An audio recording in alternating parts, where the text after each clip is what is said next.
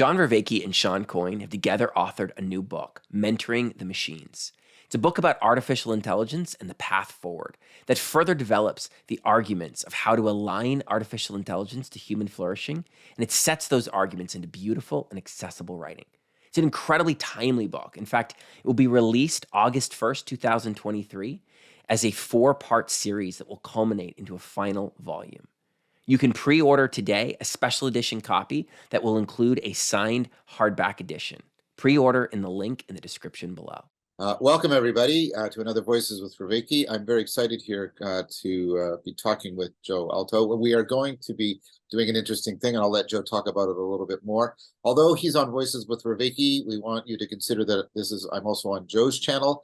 We're sort of going to be interviewing each other and talking for both audiences in an integrated fashion. So welcome, Joe. Thank you so much for having me, John. Just a quick introduction, I guess, about myself. As John just mentioned, I have my own YouTube channel called The Gist with Joe, and that channel is really dedicated to talking to what I consider great minds in the fields of psychology and philosophy, theology, really just culture in general. And I essentially ask my guests, what's the gist of their intellectual, their artistic, their spiritual project? We know that distilling what your project is to the gist is a good practice. So I like doing this with my guests, and it usually blossoms into a really beautiful and meaningful conversation afterwards.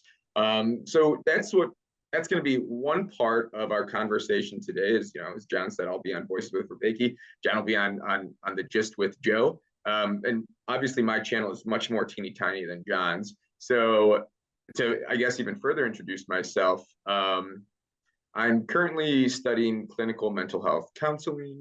I am the campus minister at a public university in Cleveland, Ohio, and just very interested in pursuing what, my, as a Catholic man, what the church fathers or what other great thinkers in philosophy in general would consider the good, the true, and the beautiful. So I'm on that search myself, and it's a hard, long, search, but having conversations with great thinkers is something that helps me with that endeavor. So yeah, I'm just really honored to be on today. So thank you so much, Jen.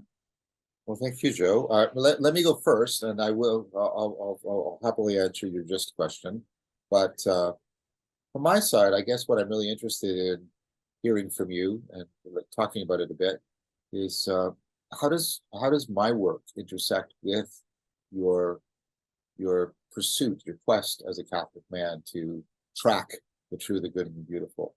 And how does my work does it help? Does it afford? Does it challenge? Does it problematize? Well, it definitely does a lot. It definitely does a lot. Challenge is one really good thing. Help is another.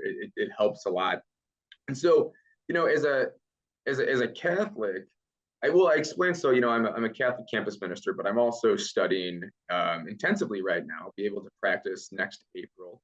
I actually start my clinical internship in a couple of weeks, so I actually start seeing patients soon. So I'm on this journey right now, as I stated, in clinical mental health, and I don't have any plans of ever advertising myself per se as a Catholic counselor. I actually think, and you know what, anyone who does religious specific counseling, that's very needed. And I laud, anyone out who's watching who does, like I said, religious specific counseling. However, given just my charisms, my personality, just what my goal in this profession is, I don't necessarily plan on ever advertising myself as a Catholic counselor. However, I do believe that it's in my opinion that counseling, psychotherapy is, one can consider, a spiritual or a religious endeavor. Yes,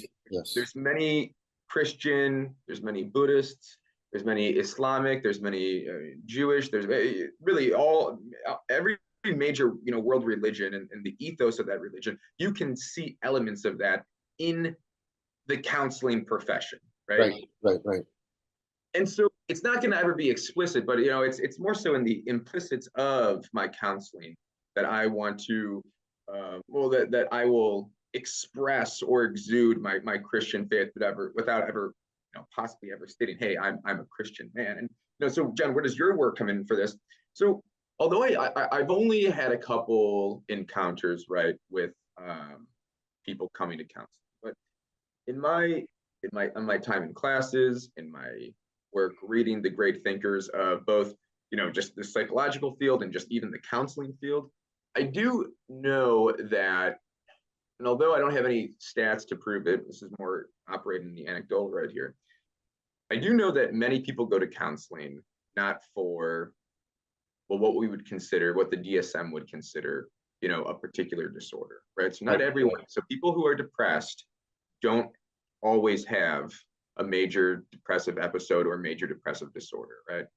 People who are anxious don't always have a specific phobia or generalized anxiety disorder. And that's actually one of the downfalls of the current field of counseling, in my opinion, is the over diagnoses of these Yes. patients. Yeah. Jung said it, and again, I don't know I'm going to misfire on the exact quote, but Jung once said that in all of his time counseling, around something like 60% of the patients he ever saw were never dealing with an actual psychological disorder. They were dealing with, and John, this is where you come in, a crisis of meaning. Yes.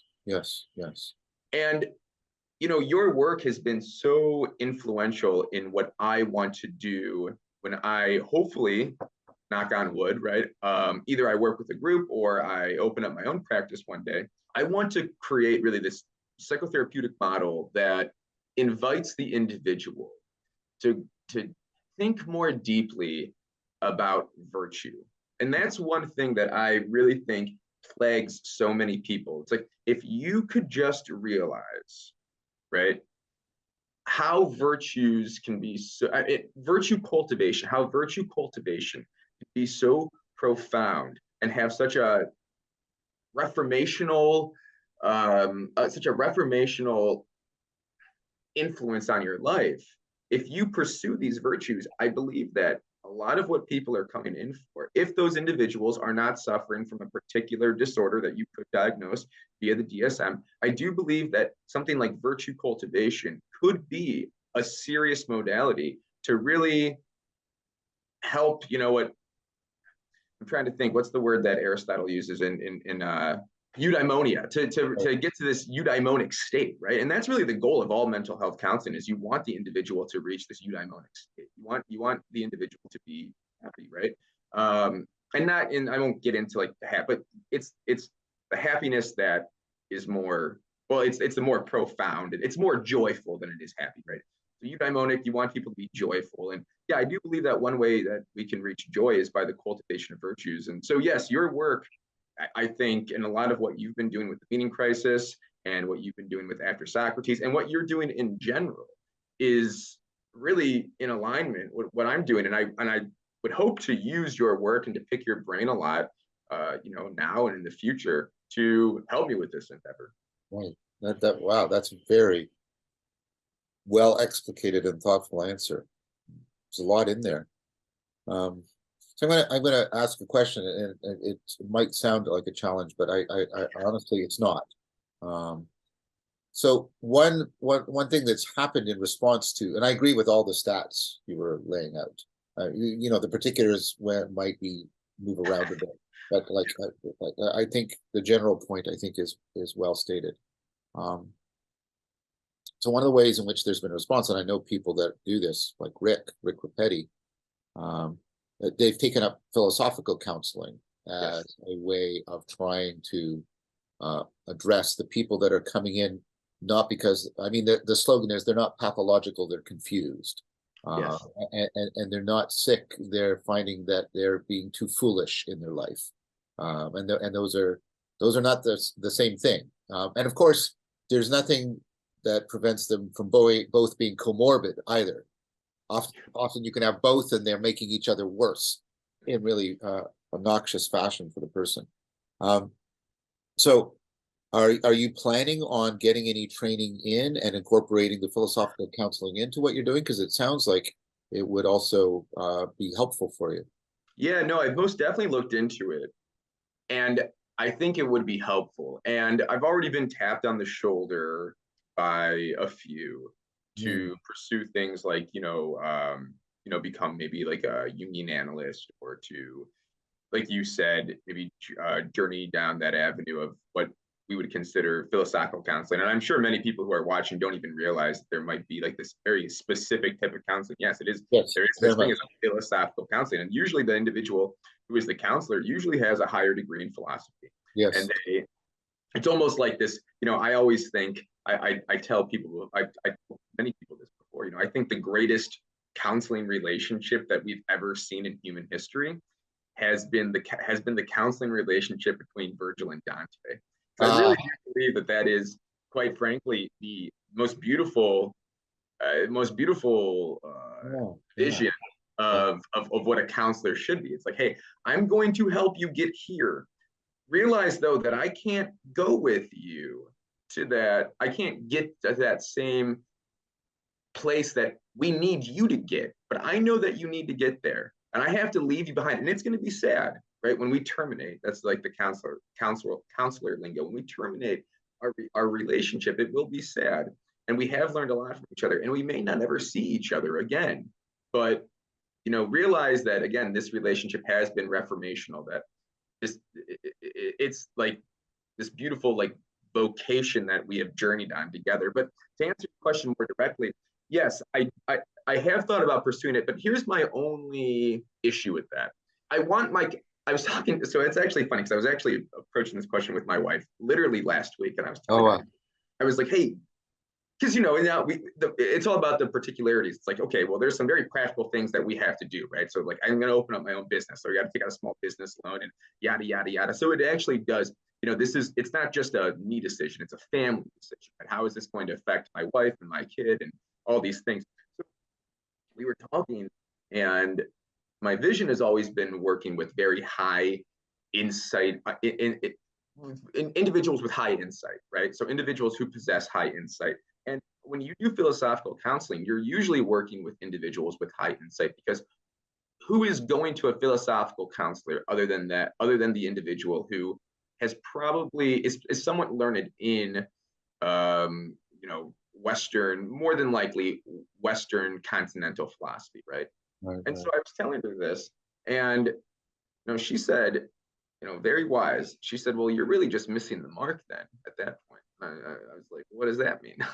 She's like, Joe, virtue cultivation is not just for the intelligentsia. It's not just for those in an academic setting, right? Yes. Virtue cultivation sometimes is needed more by the individual who doesn't realize that you cultivate virtues. I mean, people don't even know. If we were to go out on our respective cities' sidewalks, we said, "What's virtue?" Yeah. Who the hell would be able to? I mean, really, I have a hard time myself answering that without the help of great thinkers, right? Like Aristotle. So, I mean, so it's not even like so I even sometimes have a difficult time finding the correct language, that I have to rely on great thinkers of the past. So, and given that, I mean, stemming from that, who realizes that we have to cultivate it? People just think, oh, people have a very odd relationship with virtue, because again, they just bluntly don't understand that it's a vocational call, right? That virtue, I believe that virtue truly operates in the beautiful. It's like the beautiful is the car, and virtue are the parts of the car. So they're very connected, but you can also make the distinction, right? So I'm not going to say my steering wheel is my car, but I will say, like, yeah, beauty is the car, and I do believe that virtue is the steering wheel, because they function similarly, right? Because the beauty and things that are beautiful allow the individual. It's like one of the only things in our life that allows us to not be content with how things are. Yeah. Right. Yes, so it's like we are not content with our lives, and philosophically, but even like put that on like a lower rung of the scale. Maybe I look at my bedroom and it's a mess, and I'm like, ugh, why? So beauty really orients us towards the good, right? But it also allows us not to be content, and it calls us, right? Beauty calls us to achieve or go up a rung of understanding and seeing reality more vividly. And that's what virtue does too. So this is why I really do believe that. Yeah, I agree. That's a very Yeah, platonic argument you just made. Very platonic. That's a very platonic argument you just made. Yeah. right, exactly. And, I do believe that, Henri de Lubac, right, talks about a saturated phenomena. And I Yeah. do believe that, I believe that virtue is also operating as a saturated phenomena.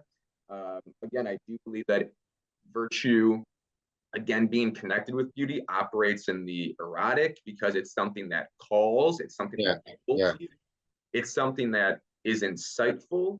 And I once read this great book. I don't know if knowing that you have spent much time studying Buddhist philosophy, I read this great book in college once upon a time, because I was a religious studies major, but most of my time was never actually spending. I was never taking Christian classes. I was taking Buddhist classes, and I read this book called Alone with Others by Stephen Batchelor. Yeah. I teach that book. Oh, do you really? Okay, yeah. I've taught that book for years. I've met Stephen and had dinner with him. Yeah.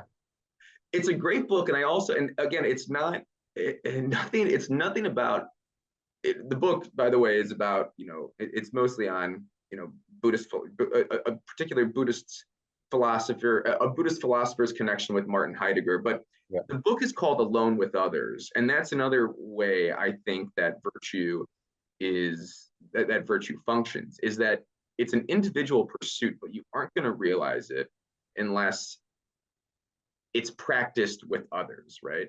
So let me make sure I'm not losing the thread here. So you took a look at philosophical counseling, and there was an appeal there, but your wife said something very insightful about maybe what you're called to is to bring virtue to people who are not awakened to the quest for virtue. right. And you want to learn how to awaken them, and one of the functions of beauty is to awaken them to the quest. And then and this, and beauty is virtue is one of these. Alone with others, you only practice a virtue if you have Gaiji's ring and you're alone, but it's because you're responsible to other people. I get all that connection, and that was very eloquent. So how does this beautification, how would the beautification and the awakening to virtue come into sort of the psychotherapeutic practice? Now, first of all, I give you the caveat. Like, if somebody's coming in disordered, pathological, that's exigent. That has to be addressed and dealt with. We're talking about this other group, the people that are coming in existentially confused, meaning crisis. So tell me how you're getting an optimal grip on that.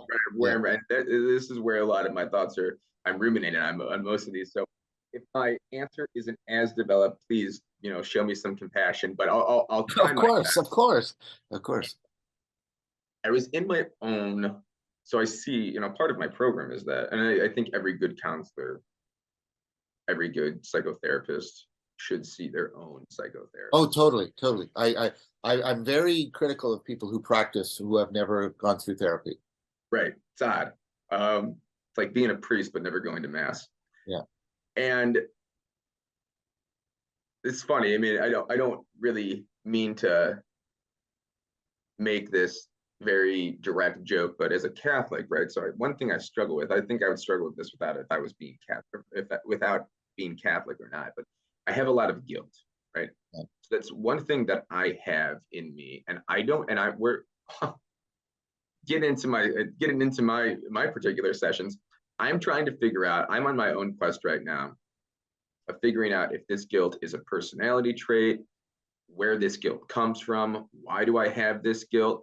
And it's also, yesterday I had a great realization, but it was also a very embarrassing realization that, a lot of my identity, a lot of my identity that I exude is still the identity that I had, when I was in middle school. And that's very embarrassing, right? But it's like, it's like these characteristics, these personality characteristics that I obviously just haven't processed correctly, right? And they're not bad, and they don't necessarily get in the way, but they make me, for a lot of reasons, without getting into my psychology, right? I have a lot of guilt, like I said, so I feel guilty for that. Why am I telling you this? Well, I'm telling you this because I think with people of high insight who would come in for this particular type of counseling, maybe something that they would also feel is shame or guilt. And so usually high insightful people will do something very menial, right? Could be menial. Like, I lied to my spouse about, I don't know, I mean, maybe I lied about how many beers I had at the party. Or Yeah. I don't know, maybe maybe I watched pornography and I feel really bad about that. Maybe I bullied a friend, I jibbed a friend a little too hard, when we were, in our group text message. Or and you could think of whatever just Yeah, take that, right? yeah. I feel guilt. Okay. And then, unfortunately nowadays, I mean, hell, everyone who feels guilt like 4 times in a week, am I a narcissist? Am I this? Am I that? No, no, no. Let's take a deep breath and let's sit down and let's take this. What if it's not guilt? What if it's not shame that you're experiencing? What if, again, because like virtue is a call, right? Yeah. It's something that calls you. So what if virtue is a call? And what if the fact that you were able to admit to me that you lied to your wife, or you did something dishonest, you did something that wasn't courageous, you did something, you did something that, again, you just didn't enjoy. The fact that you're able to sit here in a counseling session and tell me that you have guilt and that you didn't enjoy it, maybe that's not guilt at all. And maybe that's your conscience telling you, or maybe that's virtue, right? Trying to signal to you that you should pursue this further. The fact that you were able to feel that, the fact that you knew that it was wrong to lie, the fact that you were being deceptive, that you were being surreptitious, that insight right there might allow you to realize that no, I don't need to feel guilty, but the fact that I was cognizant of my fault, maybe that's actually virtue communicating with me and inviting me to indulge in a deeper relationship with virtue. Oh, I see. So you're reframing it. It's very Heideggerian, which Stephen would love, Stephen Batchelor. Yeah. The conscience is there's an existential version of conscience. There's a psychological version of conscience, which is basically your internalization of certain norms, and you punish yourself as a way of redirecting your behavior. Guilt and shame, they're not the same thing, but they're sort of working. But then there's an existential sense where conscience is the call to authenticity. But you're saying conscience could be understood as the call to virtue. So where does the beauty come in? Is that trying to see the beauty of the life that you could be called to? Is that the idea? Yeah, that's precisely it. And even trying to, again, like I think if you pursue and try to cultivate and therefore try to live a virtuous life, I do think, yeah, in that process, I mean, life automatically becomes more beautiful, right? Yeah. So what's a more beautiful vision of life? That a complete, as hard as it could be, a complete honest relationship with your wife, or a dishonest relationship with your wife? I mean, what's more beautiful, right? What's a higher form of that? Right. So yeah. So yes, what you said precisely. Oh, that's very interesting. So I could see how a lot of the work that I do would be relevant to that project. And so how does truth, the true, the good, and the beautiful, David Schindler, who I get to talk to, these are the transcendentals. They're the transcendentals because they apply universally across domains, but the idea is their ultimate unity is in the one, or God. You're Catholic, so I'll say God for your benefit. How does that sense of the transcendence, Plato, the Symposium, the love of virtue is not the final love. We move beyond that to the love of the source of intelligibility, the possibility of virtue, etc. Yeah. The ground of being, the ground of life, the ground of wisdom. That's sort of a vision that's articulated in Aquinas, Maximus. Now given all of that sort of explication, how does God show up in this for you? Yeah, I mean, You're a Catholic, so it's fair for you to ask that question, I think. Oh, 100% it's fair. So again, like, this is why I say that Dante and Virgil is such a good model. It's, in a counseling session, I don't know if I would, unless the individual is comfortable, Yes. right, with bringing it up, then I would talk about God. But yeah, well, you almost, I think, and challenge me and push me further, but I really almost think that, you gave the answer in your question though. And when it's, if all these things are in submission to the one, right? Yes. Virtue and beauty and the true and the good. And I don't, you know what? I'm having a hard time trying to order the three transcendentals in my own life. I would love to get your take on that. It's like, everyone tries to say, oh, you pursue the good and that opens up the beautiful and that gives you truth. I don't necessarily think that it matters how you orient the three transcendentals. For me personally, I believe, like I said, that beauty is the most approachable because Well, that's what Plato thought. Because beauty is the one that reaches so readily and obviously into the sensual aspect of our being, in the way that truth and goodness don't. We can see and touch beauty in a way in which we cannot see and cannot touch truth and goodness. So I think David Schindler talks about it as, what is it? I might get it wrong, but something like the primacy of beauty, it comes first, but the centrality of truth, and then I think the ultimacy of goodness, or it could be those two the other way around. But they each have a superlative, but in different ways. I think speaking temporally, I think beauty comes first. But what we have to remember is to not, and human beings have a proclivity to this error. We shouldn't confuse that. That's what David's trying to address. We shouldn't confuse temporal priority with ontological priority. Just because beauty comes first doesn't mean it's the first of the transcendentals, right? They're all first in different ways. Beauty is temporally first. I think the true is central in some way, but they have different priorities. And I like I say, trying to remember which way David does it. It's really good. His work on that, on the primacy of beauty, and then he talks about primacy, centrality, and ultimacy. And so I think truth is the ultimate, actually, and goodness is the central. But I could have him flipped around. But that's because I have a slightly different notion of goodness, is perhaps making me confused. So I'm just admitting I'm confused. But the point that I'm not confused about, that I think is well taken, is to recognize that each transcendental is ultimate, but in a different way. Right? So there's firstness, and there's centrality, and there's ultimacy. And these are all superlatives, but in fundamental different ways. And learn to differentiate the different ways in which they're ultimate, but also learn to not confuse them, and give each one its proper due. It's profound. Yeah. And I, just because of my background, my undergraduate degree is in art history and religious studies. My master's work is working with my favorite Catholic theologian, von Balthasar. So obviously, if anyone Balthasar, right?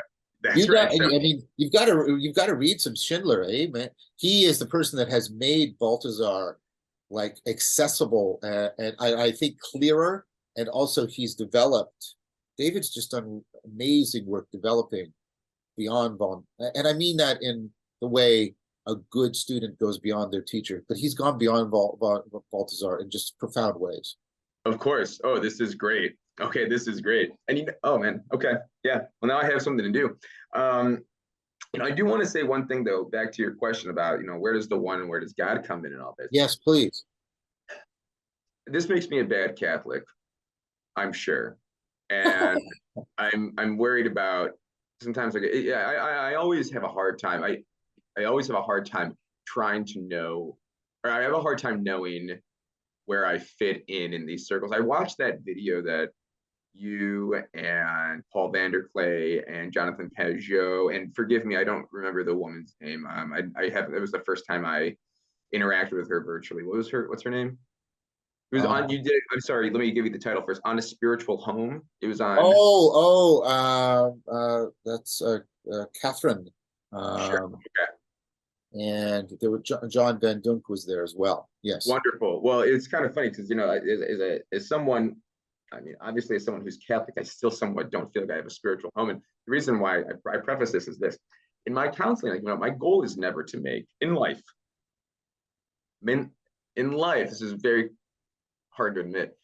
I'm not necessarily concerned with converting people to Catholicism. I don't think you should be when you're in therapy. I think that's Amen. just, I think that's disingenuous.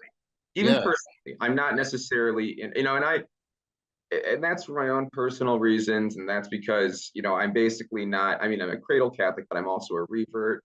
And I had, a long bout with atheism. And as I just expressed to you moments ago, I mostly studied Buddhist philosophy in undergrad. And I have deep compassion for anyone who has that proclivity. And so it's like it's not my goal to make anyone Catholic, but it is my goal to, and I'm not a relativist. I want to make that very, very, very clear. It is my goal though to unite the individual with the one God, right? And I won't necessarily get into I understand what I just said was loaded, because then you can, what is he saying that, what he's saying, is that like a relativist thought? And I don't necessarily want to get into my spirituality, or, things that I subscribe to. I really enjoy the more mystical teachings of Catholicism, but yeah, it's never my goal to make anyone anything. My goal is the only goal I have is, like I stated before, is to help the individual pursue the path to eudaimonia, right? And that's what I want to do.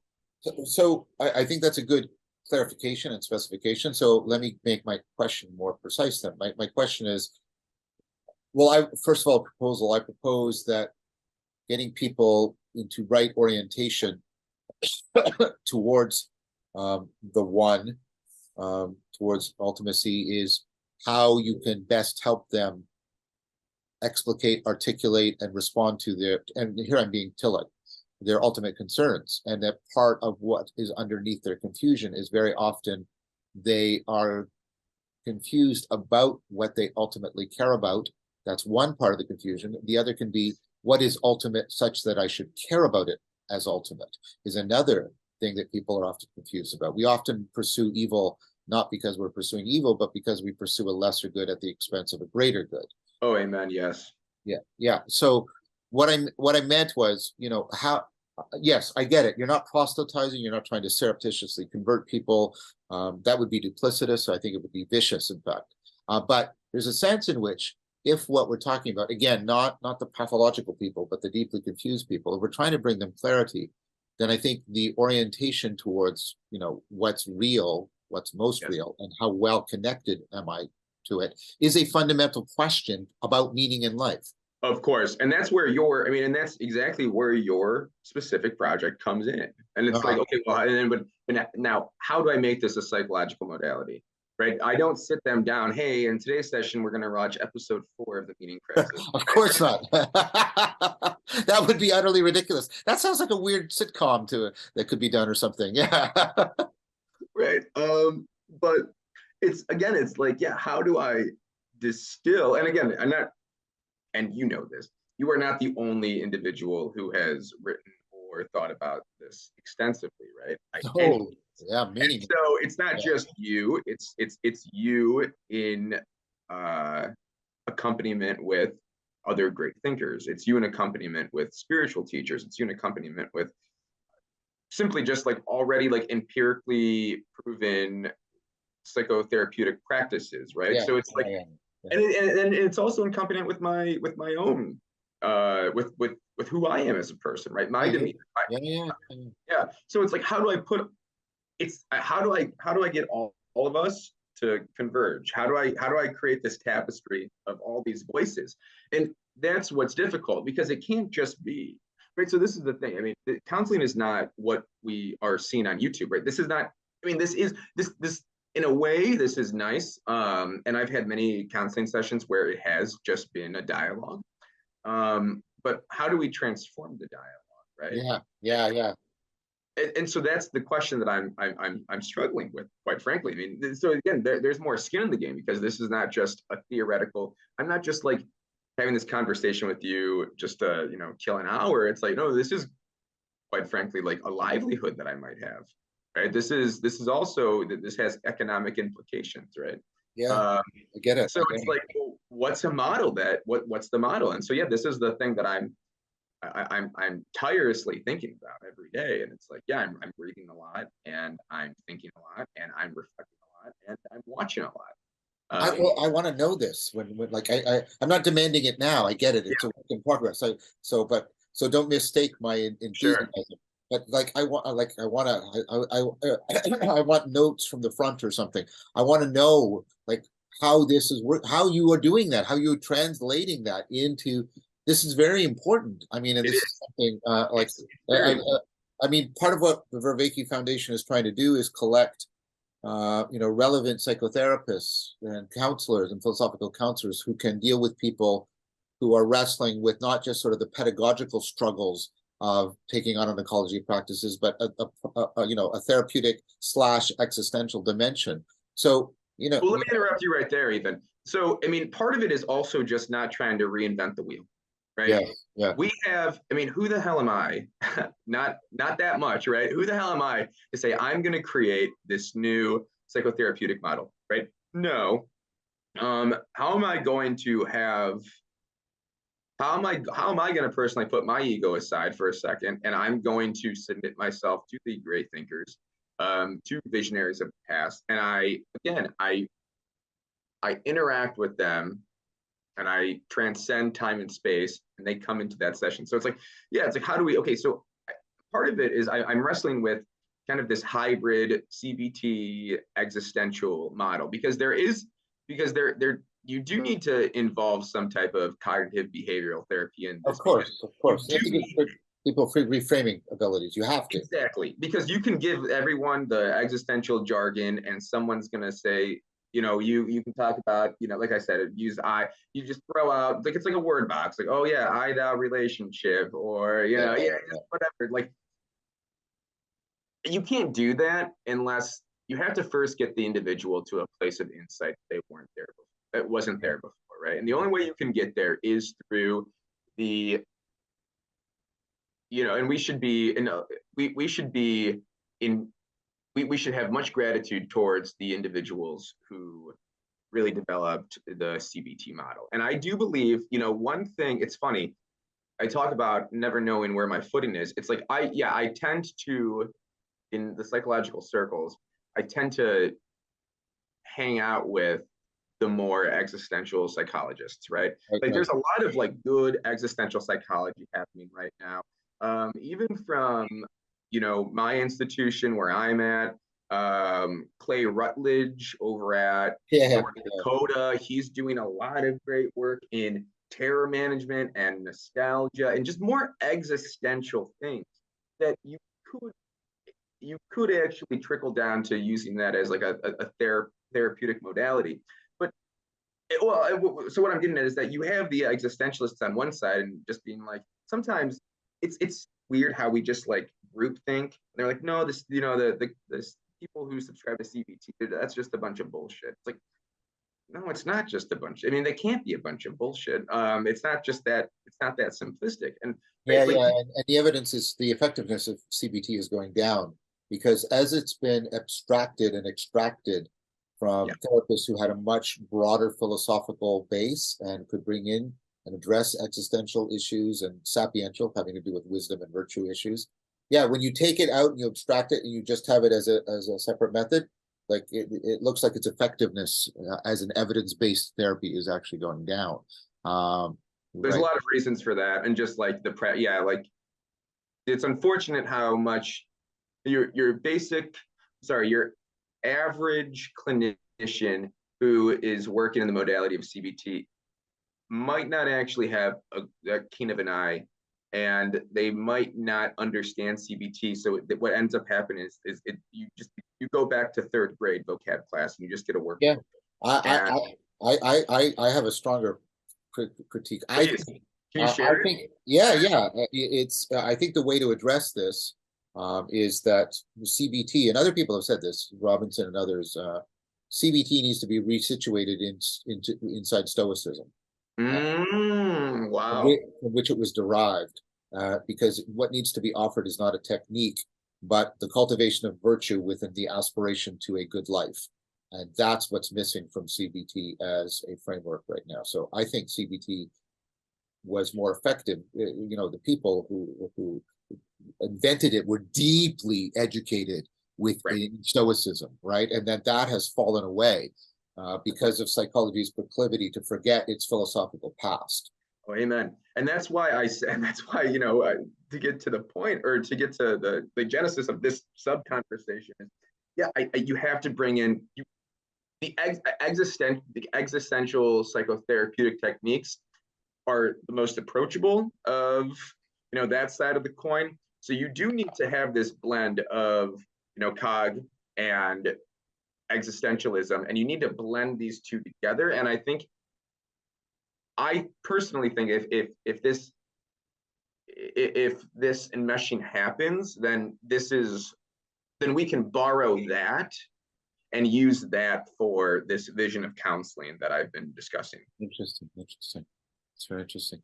So, I mean, virtues often have to do with two other things, emotions. So, I mean, I've done training also in EFT, emotion focused therapy, and also inner conflict and inner parts work like IFS and other things are really good for learning how to also internalize the dialogue inside the psyche and not always make it.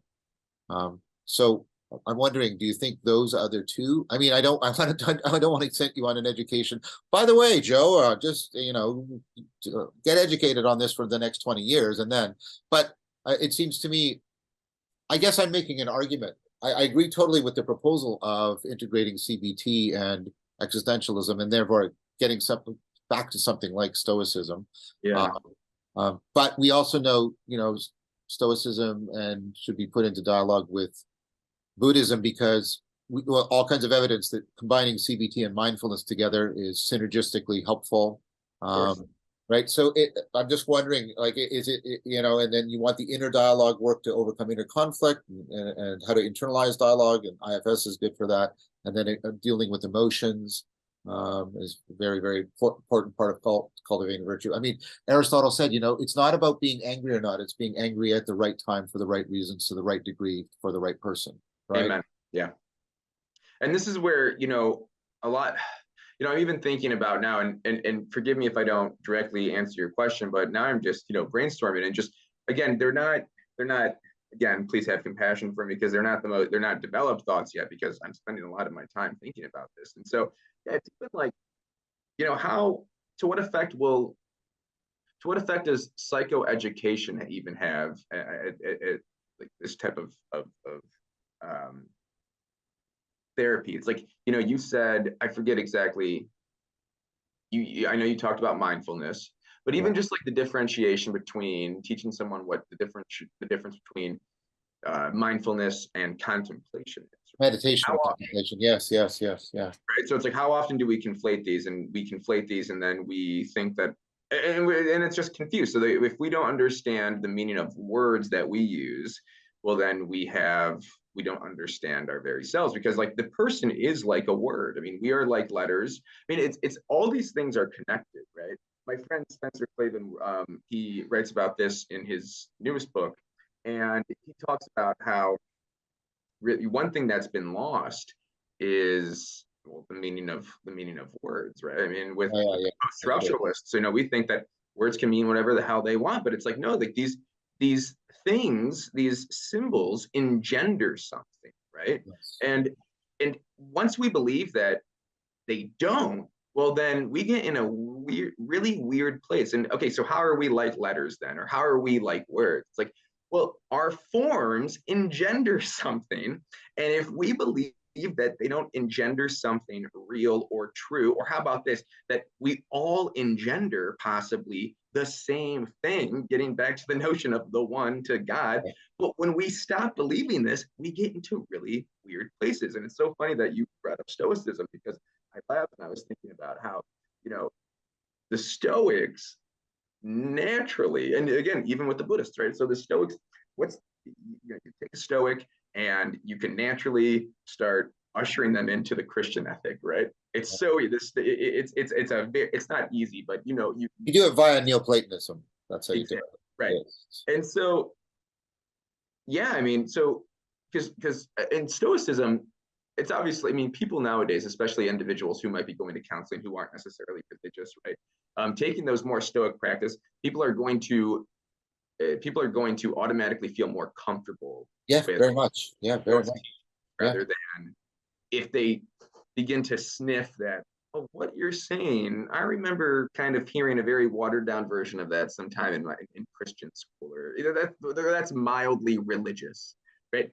So yeah, it's trying to be as approachable as possible. But no, when you were talking about, the regulations of emotions and trying to figure out, I mean, yes, that I think that very much so is going to be a big part of this.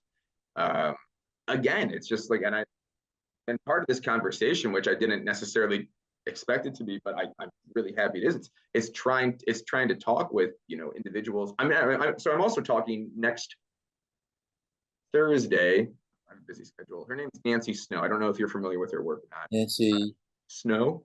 No, sorry.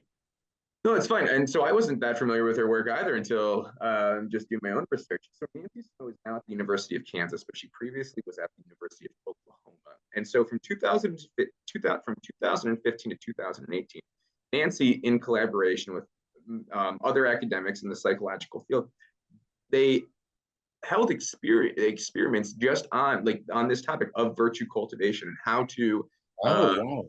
Yeah, how to, and I'm so sorry I don't have the exact name, but you should look her up after this. Is Nancy Snow, and what their goal was in this 3-year project was to discuss how you can use virtue cultivation, or how can we give this like some empirical backing, right? Because no one in the psychological field is going to care if you don't have empirical backing. Yeah, of course. So yeah, part of it is having conversations like with you, next week, Professor Snow.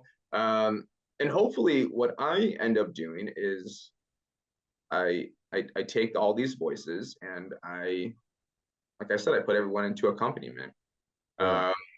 And maybe we'll talk in the future. I don't know, but well, I'd like to know when you find your voice from all of these voices.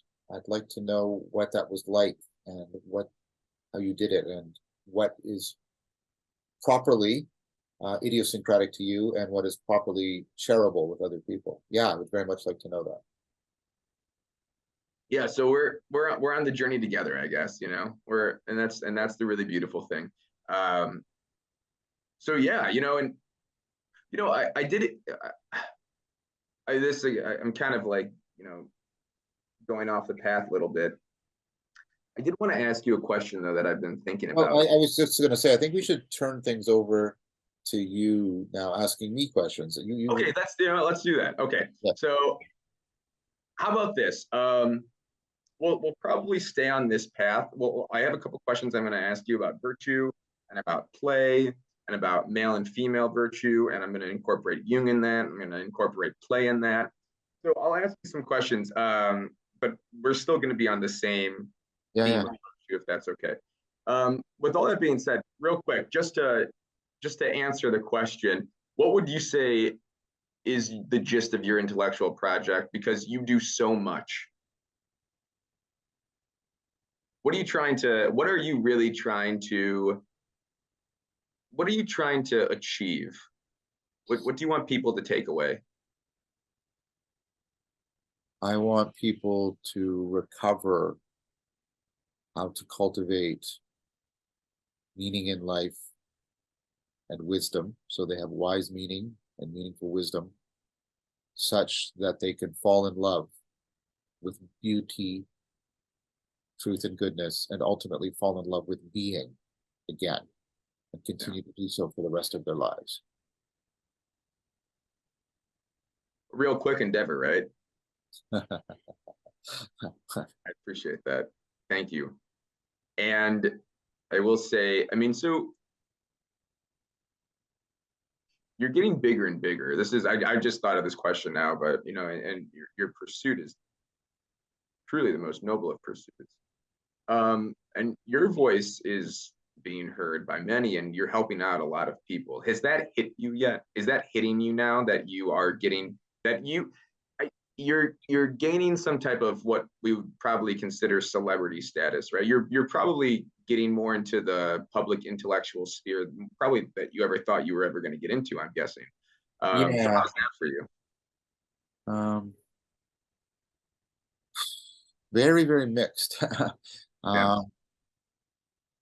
One part of me is deeply grateful, and I take great pains to demonstrate and to point out that this is not me alone. This is very much a lot of people that I'm collaborating with and in community with. So I'm very grateful for the recognition, and I'm very grateful for the collaboration. Very grateful for both of those. I'm very concerned about undertaking the exercise of whatever influence I garner, to do it with as much virtue and virtuosity as I can. So that's why I've set up, there's the Vervaeke Foundation, which is a not-for-profit, and there's Ryan Barton, who's the executive director, and Eric Foster from Upfire, the director of operations, and there's people on the board. And so, I have an arm's length relationship. So the money and the recognition is not right here, it's over there. And there's a lot of people who I've selected very carefully, who are very committed to a virtuous vision. And I'm constantly looking for feedback on how not to become a guru in the pejorative sense of the word. Yeah. So that's hitting me. Because unfortunately, people will do that. Oh, they will, and I don't want to. Yeah, and I really, really, really, really don't want to. I really don't want. I really am. I deeply aspire to being Socrates, and that is the most profound thing I want. And I don't want anything to come at the expense of my aspiration to being as authentically Socratic as I can, and in connection with that, although it doesn't sound like they're the same thing, but they're connected. You know, all the fundamental relationships that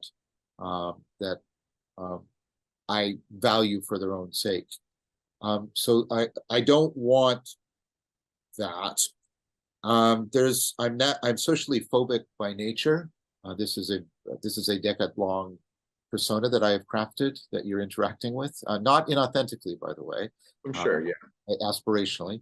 But so I was talking to Ryan last night about, I recently released a video on AI and the scientific and philosophical and spiritual import of what's happening in AI right now, and it's Sure. doing very well. And so I get a sense of exposure that is quite unpleasant for me around that. But if I hadn't have done it, like I did that, I worked really, really hard, like almost obsessively so, for about 3 to 4 weeks before I released the video essay, because I felt a tremendous sense of responsibility. So it's not like I can't do these things because of the exposure, because then I'm beset by a tremendous sense of responsibility to the level of obligation, about trying to do something, try to do whatever I can to steer this towards the good for the sake of my family and my kids, my friends, and for the world. Yeah. Right. But on the other hand, yeah,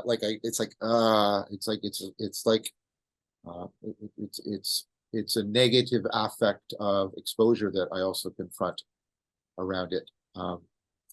So what are some techniques that you do to control your id from seeping into all of this? What do you do to Well, I have my, I kind mean, of, I do my daily ecology of practices, and that, which are, do a lot about, that, there's dialogical practices, imaginal mindfulness practices, yeah, embodiment, movement, the whole ecology, trying to design it, all the stuff I'm talking about, designing a proper well, I enter into, dialectic, into dialogos, philosophical fellowship. I do practices. I like, my patrons are becoming like we do practices together, which is, and I mean this with respect. It's kind of like going to church together.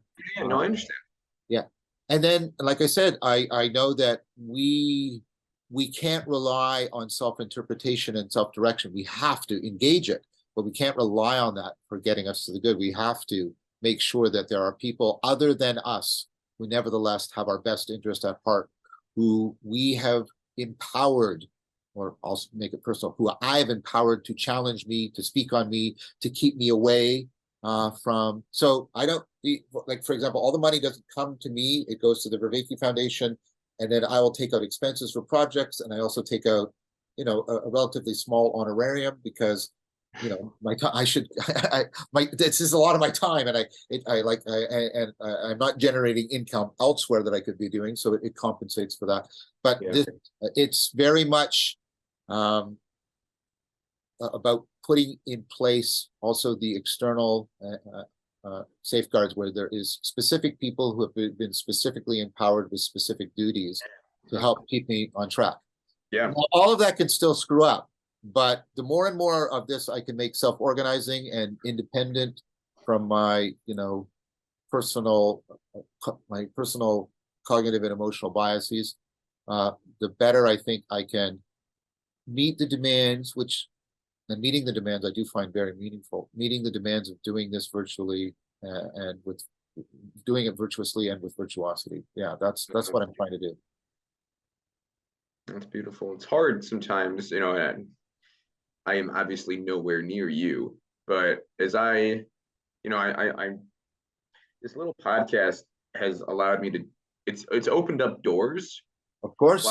It's allowed me to write for a publication. It's allowed for me to have great conversations with you and other people. Yep. I have my only one video, and I don't ever want it to look, because I was very anxious when I saw how many people were watching it. But one video was 40,000 views, and I remember I remember like working out, and I was at the gym, and I was just clicking to see how many people were watching it, and I was both flattered and both I was getting egotistical about it, but I was also I was growing extremely, anxious over it. And so it's like, in all of this, you get this false sense of gravitas. And so sometimes, I know in my life, the people, you made that very clear, and you made that beautiful point. It's like, you have the individuals, the friends, or the loved ones, or the lovers, right? That ground you. And it's like, well, oftentimes now that I've been doing more, sometimes that gets into the way. That gets in the way with, sometimes with my relationship with my wife. Maybe I'm working on something, and my wife says, "Oh, look at the baby," and or "Hey, you want to hang out?" And it's like, "Well, I'm writing, or I'm collaborating," and so that's on a teeny tiny scale. So I can't imagine, the how conscious you have to be, basically. Yeah. On a moment-to-moment basis, which is good, but it's also very hard in order to not deteriorate these relationships. And we don't have to get into it by any means. I'm not asking you to. Well, I do want to say something about it. I mean, I was talking to my life partner. I was talking to her last night, and it's really interesting. I was saying how she actually becomes more and more real. I said something to the effect as some of my, dreams come true, I more and more find the woman of my dreams to be more real. That's what's actually happening for me. Because the ephemerality of this, and again, please, I want everybody I'm very grateful for the recognition. I really am. And I'm not being dismissive or insulting of it. But sometimes there's an old Greek proverb. The gods sometimes punish us by giving us what we want, right? And so a lot of these things that I had, I wanted more recognition. I wanted my work to get out there. I wanted to make a difference, and and to be really honest, there's an egocentric, egotistical aspect to that, which always is. Yeah, well, I mean, because if you totally get rid of the self-preservation strategy, you'll die. And so, but getting a lot of the success, as you said, I didn't really expect to get, although I'd always wanted it. That weird sort of semi-fantasy thing that we all do. Getting that fulfilled has, and I don't want to come off as being saintly, because that is not what I am or claiming to be, but its salience diminishes in some important way with respect to the things that are really mattering in your life. That's what I found. I mean, I'm not saying this is universal, but for me, that's been helpful. Is like, wait, all of this is really cool and everything, but what's really happening phenomenologically is that's sort of now more background for me, and my relationship with Sarah and my kids and my friends, that's now really more real. I understand.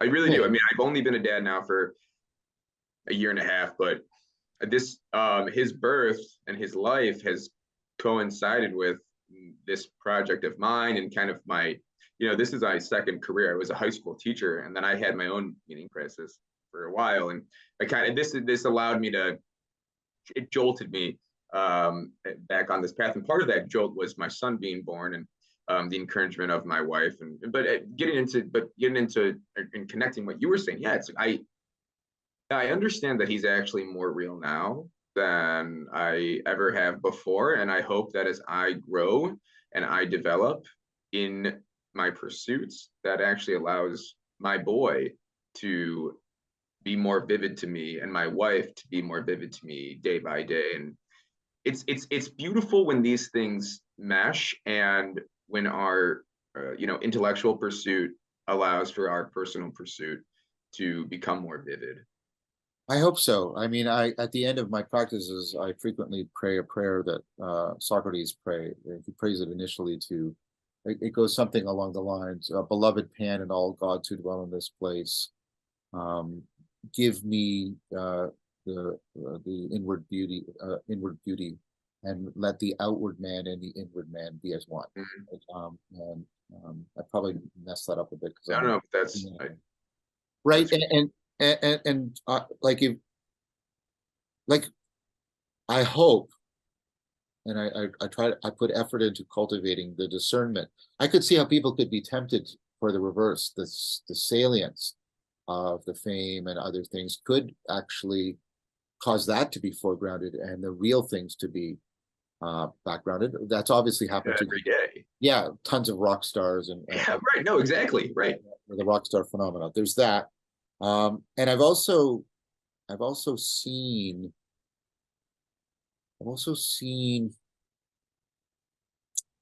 that there's a temptation. I don't want to totally use that in a religious sense, but I don't want to ignore the religious sense either. So that's why I'm hesitating. But there's a temptation. I can feel it.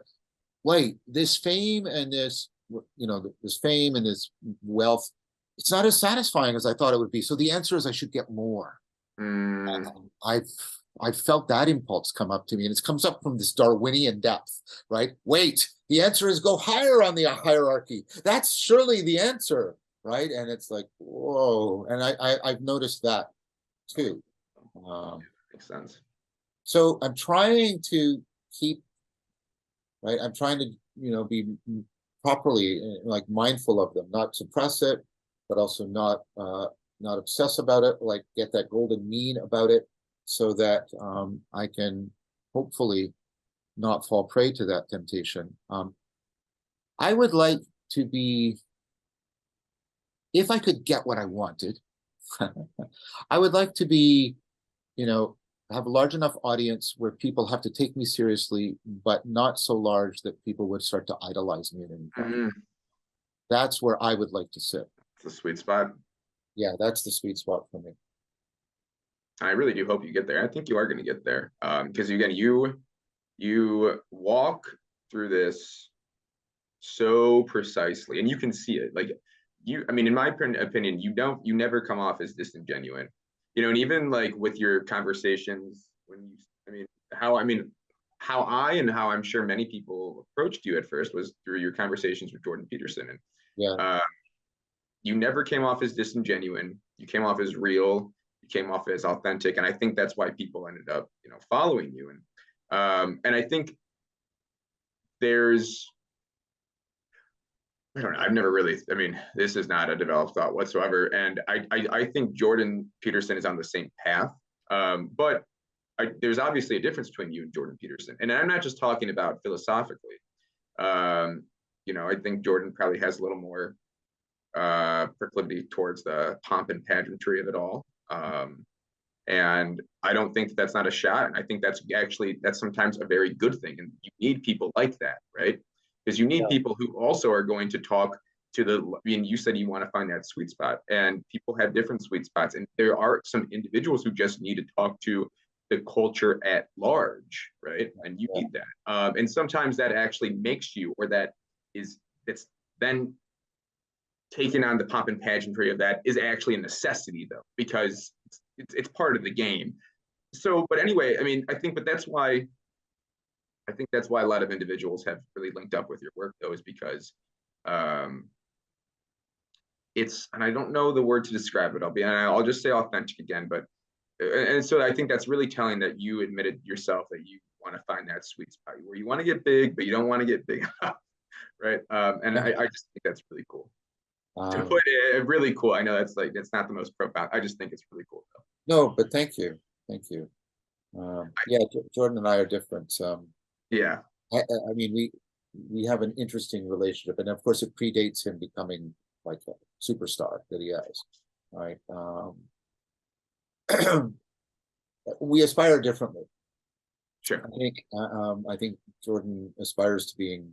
This is half a joke, and I think I've said this to his face, and he laughed. So I don't think it's inappropriate. But he aspires to being Moses. I aspire to being Socrates, and those are very different aspirations. Those are very different aspirations, right? And I agree with you. There are times when we need a Moses figure, the prophet that will lead people to the prophet land, lead them out of bondage to the prophet land, the promised land. I think Jordan is, I think both his virtues and his vices. And I will admit that I have virtues and vices, so I'm not trying to be, but I think both his virtues and his vices orbit around that vision, right? Whereas mine are around Socrates, and that's a different vision. Everyone has a mediator, right? I mean, everyone has a mediator. Everyone has that objective desire, and the sweet spot in life, right? Just really quick, what Gerard would say is that everyone is going to have a mediator. It's picking the right mediators. That's that's exactly it. That's the Socratic prayer. I want that outward and inward to be resonant, such that my life is as virtuous as possible. I mean,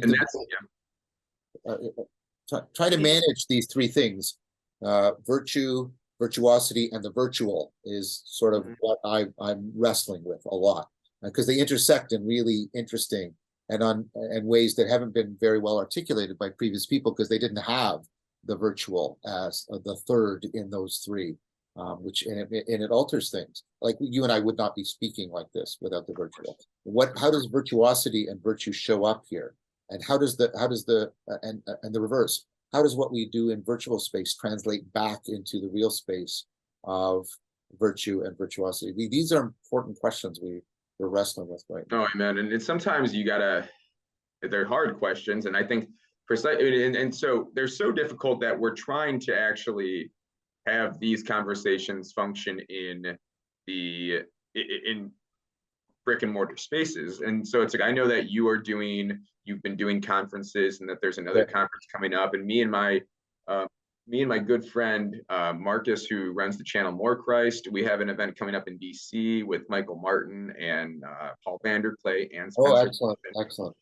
And we hope our goal, actually, one of our goals is that we plan our vision Marcus, don't get mad at me that I'm talking about our vision, but our vision is, we plan on having conferences, hopefully multiple times a year. Now, Marcus is in Ireland. I'm in Cleveland, so it's obviously far away. But if we could do like a European thing and maybe an American conference, another thing that we're thinking of is, doing conferences. It's a conference camp where a group of 15, 16, 20 people, it's actually a camping trip, right? And that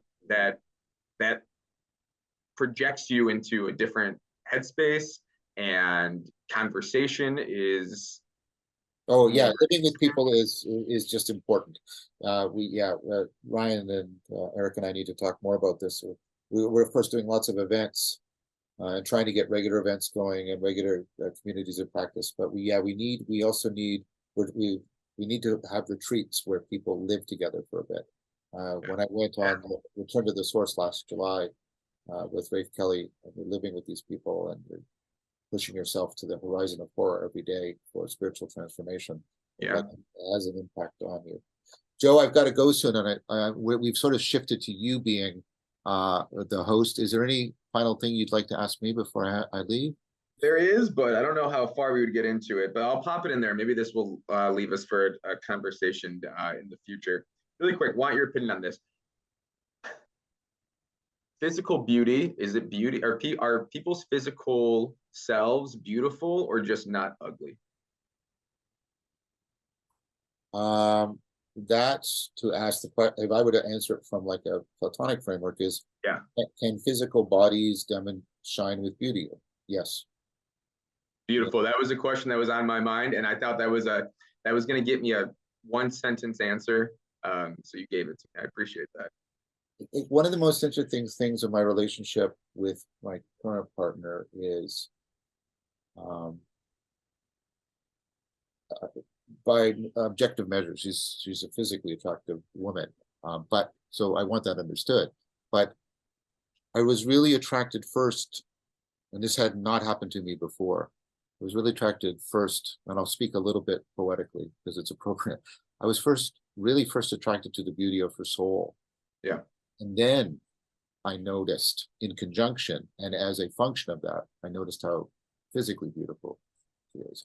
And that has been really important for me. That was a wake-up moment for me. And I think we have to be open to, very often, and many people have argued this, Plato famously, that we start with physical beauty and then we move to other. But it's happened that the reverse has been the case for me, really importantly. And I just wanted to note that. I think the question of beauty is very much. It's not unidirectional, is what I'm saying. Mm-hmm. You can both be drawn through the physical to what is beyond, and what is beyond the physical can reach to you first and then draw you in attraction to the physical. Yeah. No, that's so true. That like gave me goosebumps when you said that. My wife is absolutely gorgeous. And I would say she's absolutely gorgeous, and I would say by societal means she's absolutely gorgeous. But there's always those times where every woman and every man will get insecure, and my wife sometimes asks me, it's like, why me? And I tell her, because you really have the most beautiful soul that I've ever encountered in my whole life. Yeah. And you admitted the same thing, so I just think that's really, it's wonderful. It's absolutely wonderful. It is, and I think that's I think that's a beautiful place to end. Yeah, it is a good place to end. Thank you, Joe. This has been really wonderful. Yeah, thank you for having me. Oh, for sure. Thank you for having me. And I will send you. I'll send you a copy of this for your channel, and we'll talk again soon. Thank you so much, John.